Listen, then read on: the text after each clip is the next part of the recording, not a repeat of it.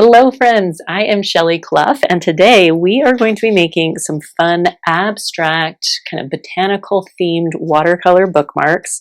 I think this is such a fun project. I'm going to show you how to make some abstract playful areas, some marks, some pen detailing afterwards, and we are just going to have a good time and have a project that's not quite so stressful. So let's go ahead and dive into our supplies. For paper today, I'm just using a page of my Canson XL watercolor paper. I am using a full page of the 9 by 12 size. That's what I've got on my taped down to my tabletop today. I'm going to go in with this Princeton Neptune size 8 brush. I like these brushes because they paint nice and wet, which is really fun for a playful sort of look like we're going for today. And then I have my starter palette of Winsor & Newton colors. This is linked below with a swatch card so you can see all the colors I'm using. And then I also have these exact palettes that you can purchase pre-filled if you'd rather just buy a pre-filled one instead of individual tubes to set it up like this. And I use this same palette in almost every video. And then I may also grab a couple of other colors, but I will loop you into what I'm using as I do that. Anything that I use today, I will link down in the description box below. So to get started, I'm just going to grab this mister bottle and wet my paints so that they are all activated and ready to go on my paper here. So when I am painting abstract, especially with watercolor, I think one of the most fun ways to get started is just making some big blooms of color. So to do that, I am going to just run some water around on my paper. I'm just making an area. It's going to be hard to see, but you'll get the feel of it in a second. So I'm just wetting. Doesn't really matter the size or the shape, just kind of get a segment of your paper wet. And then I'm going to go in with a super fun color, this opera rose color. Now, one of the fun things about painting abstract is you don't have to worry about the colors being realistic or true to nature. You can just go with whatever feels fun. So this opera rose color is really fun, and I love to use it in abstract work. So I'm just going to go into this. I might even kind of tap some color around in that wet area. See how you can tell where it was wet and where it's not. You get different kinds of splatter. When watercolor hits dry paper, it doesn't move at all. When it hits wet paper, it spreads out and activates. Something else that's kind of fun you can do after you splatter some color, I'm going to go in with a little quinacridone magenta as well. Just kind of sort of drop this around. It's just fun. We're going to get messy and have fun today. Now I'm going to take my mister bottle and just sort of spritz some of that on my paper. Get how fun that is. Okay. So this is sort of just something to get us going, get those creative juices flowing. And then what I like to do is take a color that is going to complement alongside those well. So yellow next to pink is a really good option. I'm just going to swirl some of this lemon yellow around, try to get some little peachy tones happening.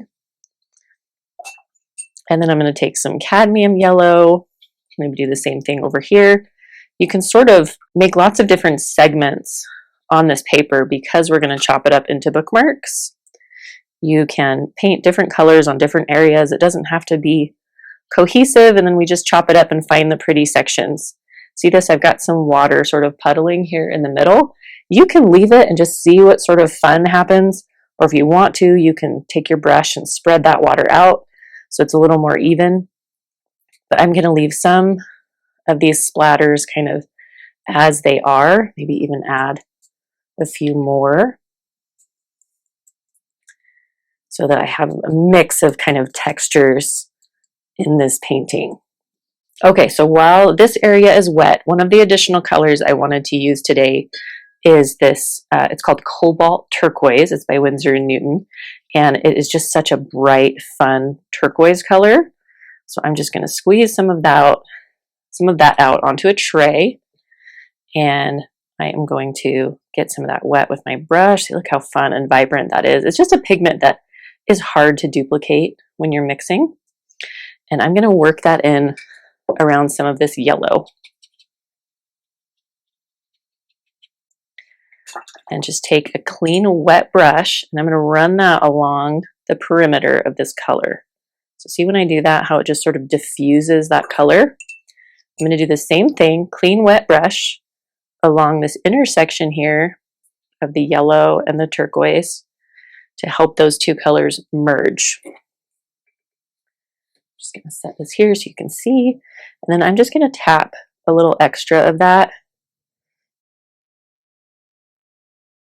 Okay, I'm just going to keep taking that turquoise color and sort of building it up around here.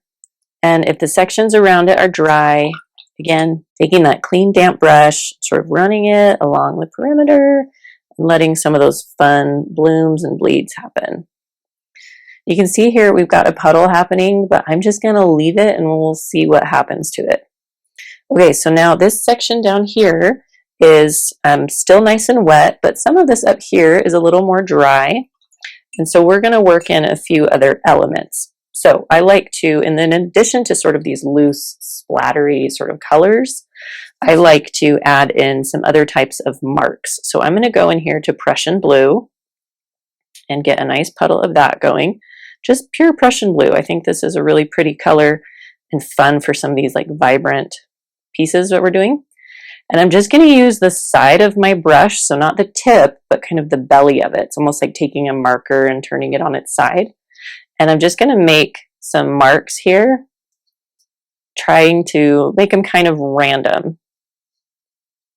And I'm just going right up to the corner here, making a cluster of marks.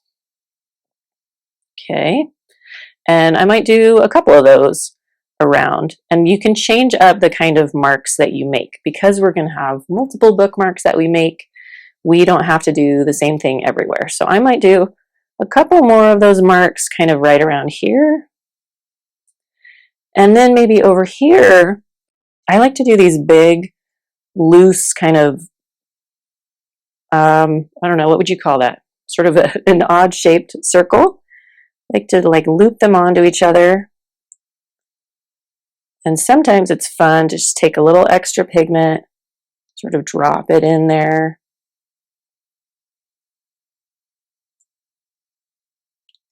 Now this is still wet here, so it's diffusing out. I'm fine with that. We're just playing, having fun with colors and marks. We'll work with it. And now let's see, what else can we add? I might do a little bit of blue splatter in this corner over here, where I've got that turquoise color happening. I think that will be fun.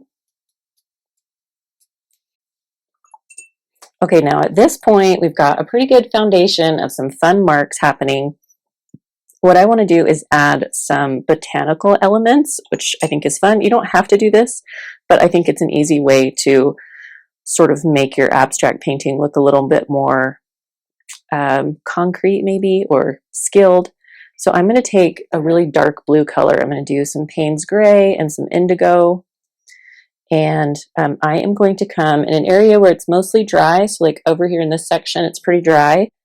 I'm just going to do a stem coming out here, kind of get a little wobble in it, and then make some leaves. So they're really just little football shapes. And doing those leaves out, trying to get some nice sort of silhouettes happening here. I like to leave little bits, little slivers of white in my leaves. And you'll see here, I'm using a brush stroke here where I start with light pressure on my brush, then I press down and lift and lighten my pressure. And I have a video that dives into some brushstroke exercises. If you want to deep dive on that particular brushstroke, it's a really fun one to practice and work into your watercolor techniques. So there's kind of some leaves that I can do. Let's see if we can find a fun spot to do some more of those. I might do some kind of over here. I do want it to be mostly dry because I don't really want my leaves to diffuse very much. I'm going to do kind of some long skinny leaves on this one. So I'm just pressing down less hard on my brush to get these.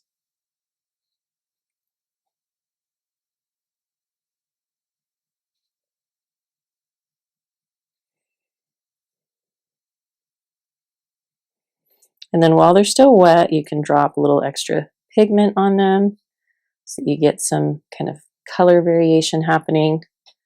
I like to do a couple here that are just coming right off the edge of the page. Okay, liking where this is going. Maybe we'll do one kind of coming off this way. Just again, some of those like long skinny leaves are fun and pretty. I like to make sure the tops have a nice point on them. It's not essential, that's just how I like them to look. This one is diffusing a little bit, but that's okay. We're going to roll with it. This is abstract. Okay, now I'm going to find some different colors that I can work in here. So I've got some purple. This is Purple Lake. And I am going to find an area where, especially where I've got like a lot of this pink happening, where I can do some really loose little kind of blobs. See this? How it's like little clusters of marks. And I'm holding my brush. Do you see where I'm holding my brush really far back on the handle? It helps to create really loose and playful shapes because you can't control it well enough when you hold that far back on the brush. And so that really helps to, if you're struggling to loosen up in your painting, try scooting your hand a little further back on the handle to get some more of that kind of playful vibe. And I'm just going to grab a little bit of Prussian blue and tap a little of that in on these blobs that I've got so I can get sort of some fun color blends happening.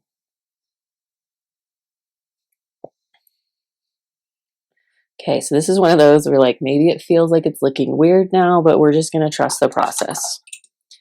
I'm going to go back into Opera Rose and do kind of the same thing with some of that color in its like full pigmented glory.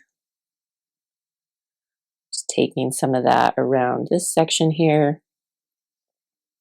And you don't need to go too crazy. So I'm going to keep this segment a little less busy, and this corner will be like our very busy one, and you can see the difference in the two. And then we're going to add some pen embellishments as well to sort of dress things up a little bit. I am going to come here, this section that is still wet, where it's sort of puddled in the middle. I'm going to come in with my brush and just sort of tickle at that edge that's forming. Maybe grab a little bit of Opera Rose and just spread that color around a bit so it's not too distinct of a line. So you can see I sort of swirl my brush and it's like a mopping motion, and then I can rinse with clean water and then do that again, and it will sort of diffuse some of that, the lines that have happened there. Some of those lines are fun, but it is nice when they sort of diffuse out more subtly. Okay, and then I'm just going to go in, so now that I've sort of softened those lines, I'm just going to add a little bit more color, just spreading that out with my brush so it doesn't necessarily pool in the same locations. This is quinacridone magenta that I've grabbed. Just dropping a little of that here and there. And see, this section here is a really crisp line. I want that more diffused. So I'm going to take that clean, damp brush, run it over that area, let that color sort of diffuse outward. And I'm just going to work around some of these blue marks a little bit to help them feel more like part of the whole and not too separated. Okay, now what I'm going to do is let all of this dry so that we can go over the top with some abstract pen marks so that you can kind of see how to do those embellishments. So you can take really any colors that you have going on and turn it into a fun little bookmark.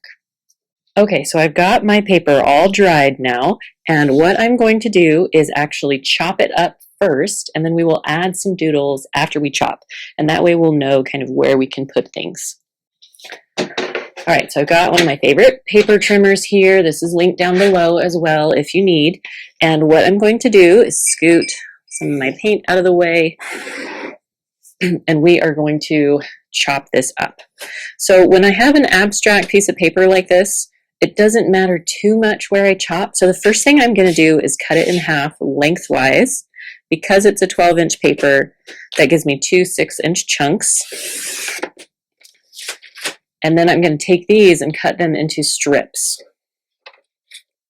So I am just going to cut off the little white edge that the tape covered so that it looks kind of edge to edge color. And then I'm just going to make these sort of a couple inches wide, just eyeballing where it looks nice. So I'm going to go about right here. There's one. Look how fun that already is. Okay, I'm going to come over this way. Something about seeing it cut into a strip makes the colors and the pattern look that much more fun. Like these splatters right here, I really like that. Okay, now this one on this side, I really like this leaf area, and I kind of want to make sure that I get a good chunk of that. So I'm going to cut off this as like a remnant, and then have this section be my bookmark. I like that. And then this kind of skinny, but I can use it as a bookmark if I want. Sometimes, like this, you know, this was big enough to be a bookmark, but I really liked this layout, so we sacrificed some perfect bookmarks for the one we wanted. All right, now I'm going to chop up this section, do the same thing, get rid of that white edge. And then I'm going to chop some of these colorful segments. Look at those fun colors. This one I like. You can turn it upside down. I love when there's a little white on top. I think that's pretty. This one as well. It's got like a little cotton candy feel to it. And then this one, again, I like this leaf segment. So I'm going to chop right here and do this one about right here. And this one, sometimes I'll like hold my hand over it. Do I want to chop on this side or this side? I think I want to chop some of this side off. It's just a little bit wide for my liking. Okay, and I am going to chop that bottom little white segment off. Okay, look how fun that one is. All right, so now you can leave these the way that they are, or we can add some doodle marks to them. So I've got here a Micron pen. It's in the size 01. I'll have this linked below. These are some of my favorite pens. If you go to purchase them on Amazon, be careful because there are a lot of cheap dupes out there that are not as good, but I have used these for years and really enjoy them. So I am going to just start with one of these plain ones where we don't really have a lot going on.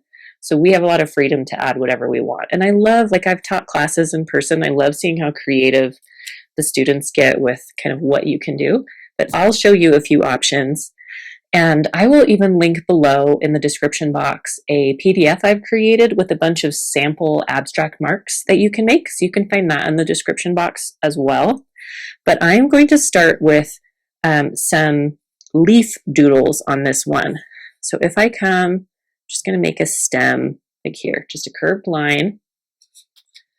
And I'm just going to switch this over a little bit. And then I'm going to extend that out with these leaf shapes.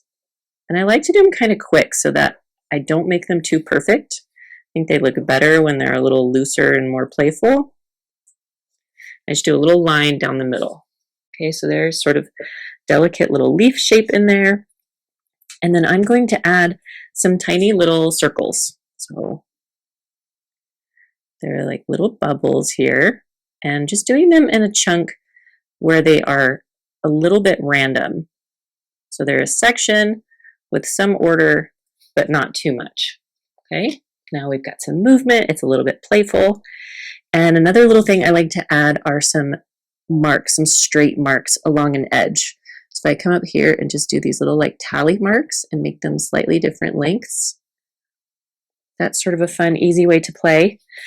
And then it's also fun, if you want to, you can add little phrases on here. So if I come like along this stem here and I write, "You are loved." It's kind of a cute little way to fit that in there. All right, so there's one. Now let's try a couple other patterns that we can do. So I'm going to take this one where we've got a couple of these funky O's that we made, and I'm just going to outline those with my pen.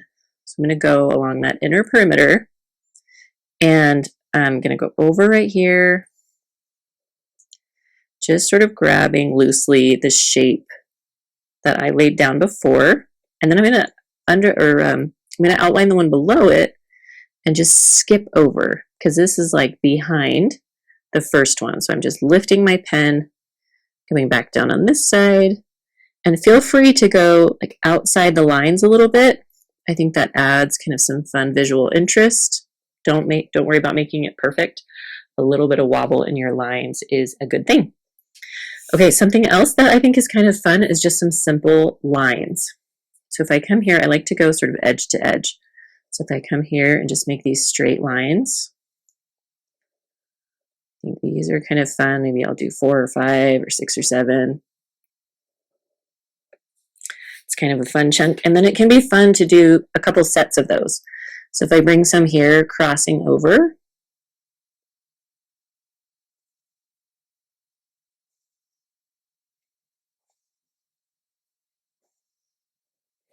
all right, so now we've got some fun little elements there.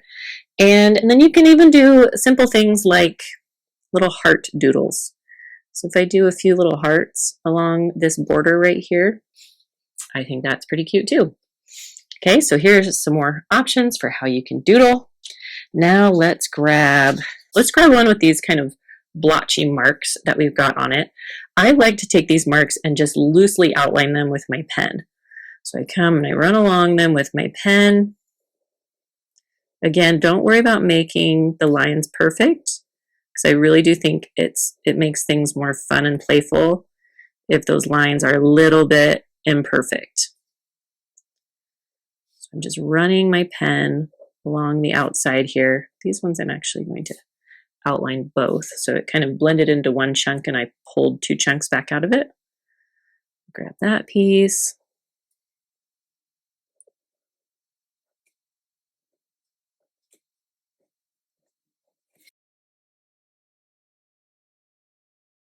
And I'm going to add a little bit of an echo of these shapes kind of down in this region. So I'm going to, it's almost like the same shape, but with just my pen behind these leaves.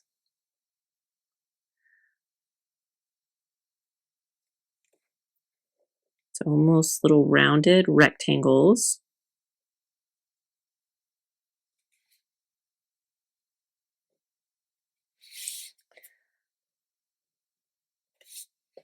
There's kind of fun right there. And I think I'm going to add just a little curve on the same sort of bottom left corner of these shapes. And what that's going to do is just give them a little bit of dimension.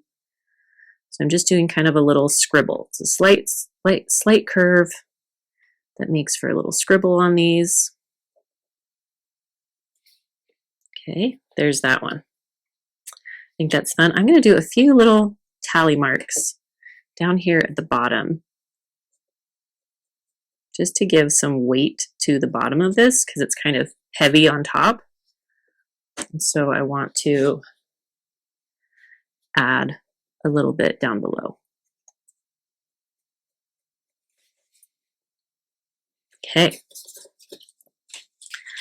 Now let's jump over to this one. I get to decide. I think I want this to be right side up on it. And this one, again, I'm going to add some leaves and pen, just changing up kind of the size or the shape from what I painted.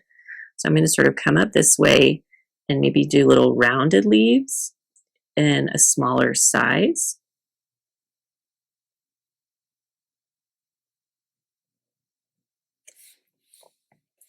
And do another little one kind of down over this way. Just doing it like it's behind these leaves that I painted. So sort of cutting them off where it hits the leaf and just not continuing the doodle.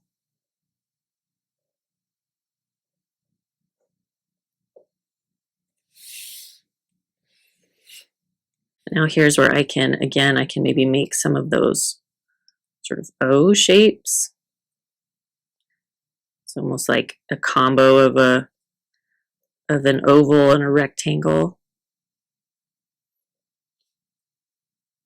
I like to do them all the way up to the side, like they continue off the bookmark.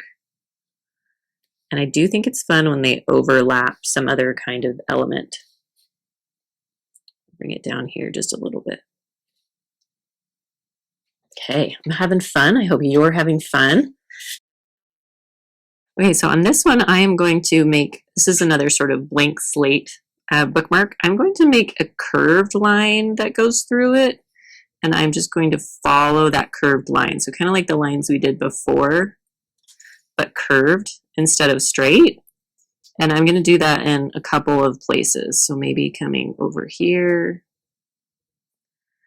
So it looks like you've got ribbons or something sort of winding their way through the bookmark. And then maybe one over this way.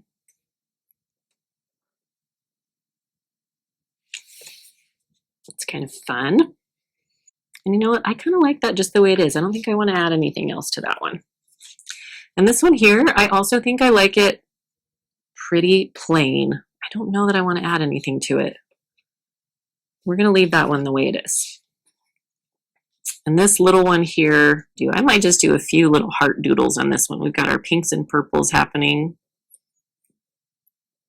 We're going to do our little heart doodles. Oh, you know what's fun is some really tiny little dots. I will do little dots along the perimeter of shapes.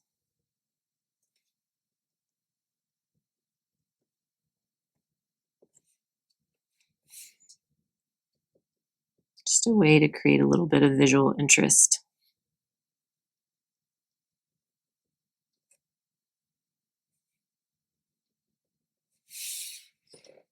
All right, so now that we have our bookmarks all doodled on, we can add some tassels to them. Okay, I've got my punching tools. One, I have this little hole punch that is just a little bit smaller than your traditional hole punch. It's unnecessary, but I like how petite it is. So I'm just going to punch on the top right here. And then I'm also going to use this corner punch that has, I like this cute little kind of doubled bevel here. And what I like to do is turn it upside down so I can make sure my corner gets right into that pocket, and then just punch out those corners. And it makes them so much cuter when you make the corners cute. It's like a magic trick. So I just do all of that, and then I can pick a twine. I recently got this hot pink twine that's really cute. So I'm just going to take a few inches of that. I double it over, make a loop on one side, and then I stick that loop through the hole in my bookmark, and then put these two tails through the loop. Pull it, and there is my bookmark. And now I'm just going to do that on some of the rest of these bookmarks here. All right, here we are. I've got all my bookmarks with our tassels and our cute little corners cut. I think they turned out so fun. I hope you enjoyed this video. I would love to see your creations. Again, all the information where you can tag me is down below. Feel free to drop any comments if you like the video or if there's something that you'd like to see in the future. I'd love to hear from you guys. But thank you so much for watching, and we will see you all in the next video. I hope you have fun creating.